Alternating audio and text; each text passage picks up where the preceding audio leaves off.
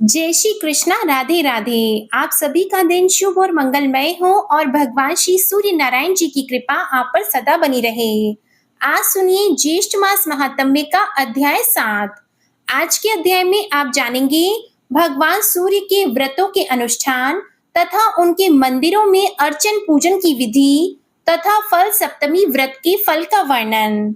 दिंडी ने ब्रह्मा जी से पूछा, ब्राह्मण, आपने आदित्य क्रिया योग को मुझे बतलाया, अब आप यह बतलाने की कृपा करें कि भगवान सूर्य उपवास से कैसे प्रसन्न होते हैं।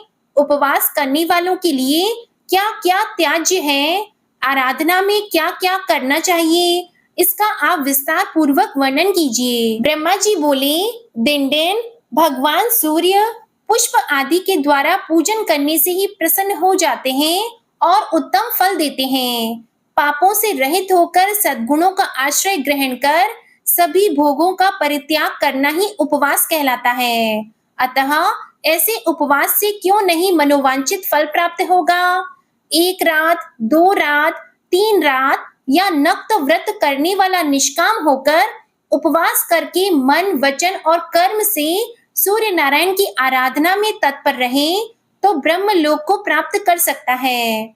यदि साधक किसी कामना से दत्त चित्त होकर भगवान सूर्य की उपासना करता है तो प्रसन्न होकर भगवान उसकी कामना पूर्ण कर देते हैं। अंधकार का नाश करने वाली जगत आत्मा सूर्य नारायण की तन्मयता पूर्वक आराधना के बिना किसी प्रकार भी सद्गति नहीं मिलती। इसलिए पुष्प, धूप, चंदन, नैवेद्य आदि से भक्ति पूर्वक सूर्य भगवान की पूजा और उनकी प्रसन्नता के लिए उपवास करना चाहिए।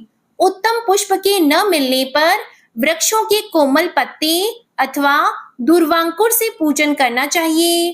पुष्प, पत्र, फल, जल जो भी यथाशक्ति मिले उसी से ही भक्ति के साथ भगवान सूर्य को अर्पण करना चाहिए। इससे भगवान सूर्य को अतुल तुष्टि प्राप्त होती है। सूर्य नारायण के मंदिर में सदा झाड़ू देने पर धूलि में जितनी कणिकाएं होती हैं, उतने समय तक सूर्य के समान होकर वह स्वर्ग में रहता है। मंदिर के छोटे भाग का भी मार्जन करने पर अर्थात साफ सफाई करने पर उस दिन के पाप से व्यक्ति मुक्त हो जाता है। जो गोमय से, मृतिका अथवा अन्य धातुओं के चूर्णों से मंदिर में उपलेपन करता है, वह विमान पर चढ़कर सूर्य लोक में जाता है। मंदिर में जल से छिड़काव करने वाला वरुण लोक में निवास करता है। जो लेपन किए हुए मंदिर में पुष्प बिखेरता है, वह कभी दुर्गति नहीं प्राप्त करता। मंदिर में दीपक प्रज्वलित करने वाला व्यक्ति सभी ऋतुओं में सुखप्रद सवारी प्राप्त करता है। ध्वजा चढ़ाने वाले के ज्ञात और अज्ञात सभी पाप पताका की वायु के हिलने से नष्ट हो जाते हैं। गीत, वाद्य और नृत्य के द्वारा मंदिर में उत्सव करने वाला उत्तम विमान में बैठता है। गंधर्व और अप्सराएं उसके आगे गान और नृत्य करती हैं। जो मंदिर में पुराण का पाठ करता है उसे श्रेष्ठ बुद्धि की भी प्राप्ति होती है और वह जाति स्मर अर्थात सभी जन्मों की बात जानने वाला हो जाता है। दिन दिन सूर्य की आराधना से जो चाहो वह प्राप्त कर सकते हो। इनकी आराधना से कई लोग गंधर्व, कतिपय विद्याधर, कतिपय देवता बन गए हैं। इंद्र ने इनकी आराधना से ही इंद्र पद प्राप्त किया है। ब्रह्मचारी, गृहस्थ और वानप्रस्थ एवं स्त्रियों के भी यही उपास्य हैं। जितेंद्रिय सन्यासी भी इनके अनुग्रह से ही मुक्ति को प्राप्त करते हैं, क्योंकि ये ही मोक्ष के द्वार हैं। इस तरह सभी वर्ण और आश्रमों के आश्रय एवं परम गति भगवान सूर्य ही हैं। दिन दिन अब मैं काम्य उपवास और फल सप्तमी का वर्णन करता हूँ। फल सप्तमी का व्रत करने से सभी पाप नष्ट हो जाते हैं और सूर्य लोक की प्राप्ति होती है। भाद्रपद मास की शुक्ल चतुर्थी को अयाचित व्रत कर पंचमी को एक बार भोजन करें। षष्ठी को जित क्रोध जितेंद्रिय होकर पूर्ण उपवास करें और भक्ति के साथ सभी सामग्रियों से सूर्य नारायण की पूजा करें। रात में भगवान सूर्य के सम्मुख पृथ्वी पर शयन करें। सप्तमी को सूर्य भगवान का ध्यान करते हुए प्रातः उठकर स्नान पूजन करें और खजूर, नारियल, आम, मालूंग आदि नैवेद्यों का भोग लगाएं और ब्राह्मण को दें तथा स्वयं भी प्रसाद के रूप में उन्हें ग्रहण करें। यदि ये फल न मिले तो शाली चावल का या गेहूं का आटा लेकर उसमें गुड़ मिलाएं और घी में पकाकर उनका ही भगवान सूर्य को भोग लगाएं। इसके बाद हवन कर ब्राह्मण भोजन कराएं। इस प्रकार 1 वर्ष तक सप्तमी का व्रत कर अंत में उद्यापन करें। गोमूत्र, गोमय, गोदुग्ध, दही, घी, कुश का जल, श्वेत मृतिका, तिल और सरसों का उबटन, दूर्वा, गौ के सींग का जल, चमेली के फूल के रस, इनसे स्नान करें और इनका ही प्राशन करें। ये सभी पापों का हरण करने वाले हैं। सभी प्रकार के फल, सस्य संपन्न भूमि, धान्य युक्त भवन, बछड़े के साथ गौ, विद्रुम के साथ ताम्र पात्र और श्वेत वस्त्र ब्राह्मणों को दें। जो शक्ति संपन्न हो वह चांदी अथवा आटे के पिष्टक, फल और 2 वस्त्र दें। सोना, रत्न और वस्त्र आचार्य को दें। ब्राह्मण को भोजन कराएं। इस प्रकार व्रत को संपन्न करें। यह फल सप्तमी का विधान कहा गया है। यह अतिशय पुण्यमयी सप्तमी सभी पापों का नाश करने वाली है। इस दिन उपवास कर मनुष्य सूर्य लोक को प्राप्त करता है। वहां देव, गंधर्व और अप्सराओं के साथ पूजित होता है। इस व्रत को जो करता है वह पाप, दरिद्रता और सभी प्रकार के दुखों से मुक्त हो जाता है। इस व्रत के करने से ब्राह्मण मुक्ति, क्षत्रिय इंद्रलोक, वैश्य कुबेर लोक में निवास करता है। शूद्र इस व्रत के करने से द्विजत्व प्राप्त कर लेता है। पुत्रहीन पुत्र प्राप्त करता है। दुर्भगा सौभाग्यशालिनी होती है और विधवा नारी अगले जन्म में वैधव्य प्राप्त नहीं करती। इस फल सप्तमी को समस्त वांछित पदार्थों को प्रदान करने वाली चिंतामणि के समान समझना चाहिए। इस फल सप्तमी की कथा के श्रवण अथवा व्रत करने वाले की सभी इच्छाएं पूर्ण हो जाती हैं।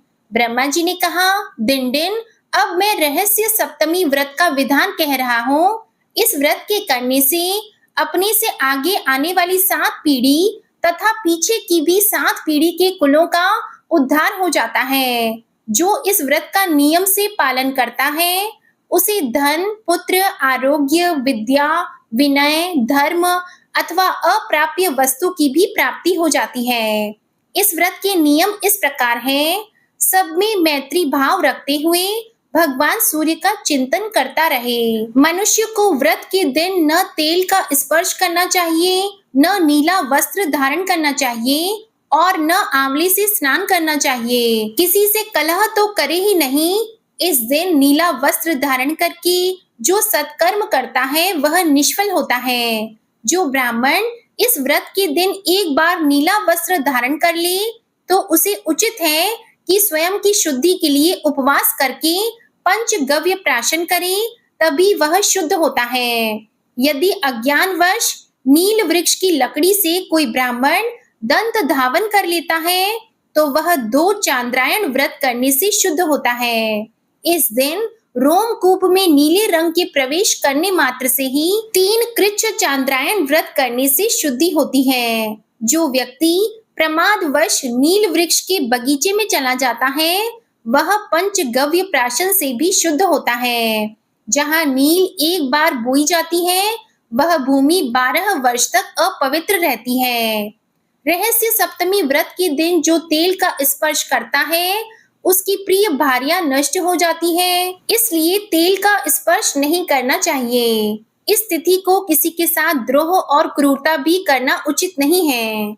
इस दिन गीत गाना, नृत्य करना, वीणा आदि वाद्य यंत्र बजाना, शव देखना, व्यर्थ में हंसना, स्त्री के साथ शयन करना, द्यूत क्रीड़ा, रोना, दिन में सोना, असत्य बोलना, दूसरे के अनिष्ट का चिंतन करना, किसी भी जीव को कष्ट देना, अत्यधिक भोजन करना, गली कूचों में व्यर्थ ही घूमना, दंभ, शोक, शठता तथा क्रूरता, इन सब का प्रयत्न पूर्वक परित्याग कर देना चाहिए। इस व्रत का आरंभ चैत्र मास से करना चाहिए। व्रत करने वाले मनुष्य को चाहिए कि वह चैत्र आदि मासों में धाता, अर्यमा, मित्र, वरुण, इंद्र, विवस्वान, पर्जन्य, पूषा, भग, त्वष्टा, विष्णु तथा भास्कर इन 12 सूर्यों का क्रमशः पूजन करे।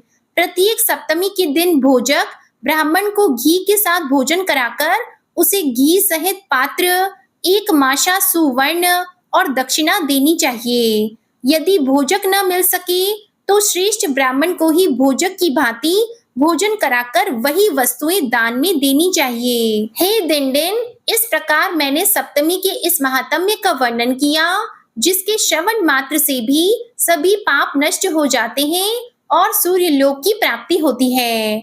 सुमंतु मुनि बोले, राजन, इतना कहकर ब्रह्मा जी अंतर ध्यान हो गए और दिंडी भी उनके द्वारा बताए गए इस व्रत के अनुसार सूर्य नारायण का पूजन करके अपने मनोवांछित फल को प्राप्त करने में सफल हुए और भगवान सूर्य के अनुचर हो गए। जय श्री कृष्णा। आज का अध्याय यही समाप्त हुआ।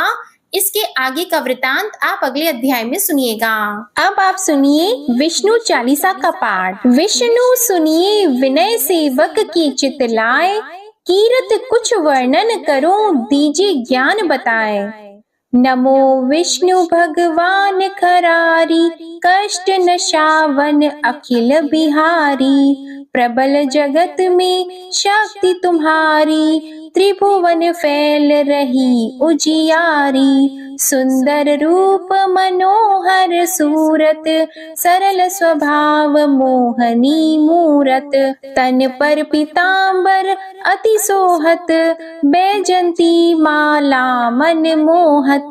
शंख चक्र कर गदा विराजे, देखत दैत्य असुर दल भाजे। सत्य धर्म मद लोभन गाजे, काम क्रोध मद लोभन छाजे। संत भक्त सज्जन मन रंजन, धनुज असुर दुष्टन दल गंजन। सुख उपजाए कष्ट सब भंजन, दोष मिटाय करत जन सज्जन। पाप काट भव सिंधु उतारण, कष्ट नाश कर भक्त उबारण।